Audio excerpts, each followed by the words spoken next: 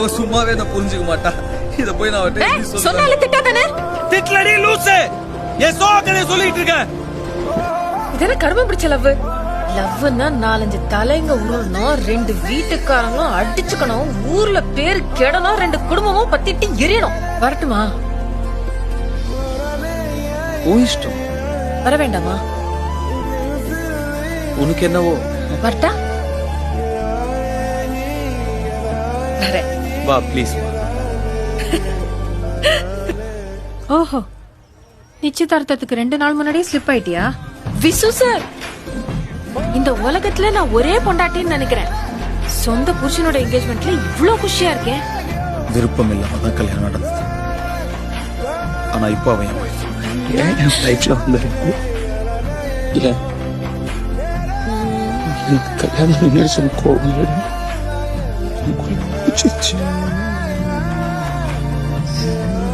எனக்கு என்ன பண்றதுனே தெரியல. கோபம். இப்படிதான் இருக்கணும் லவ் ஸ்டோரி. ஜாகிரதையா பிடிச்சுக்கோங்க விசு சார்.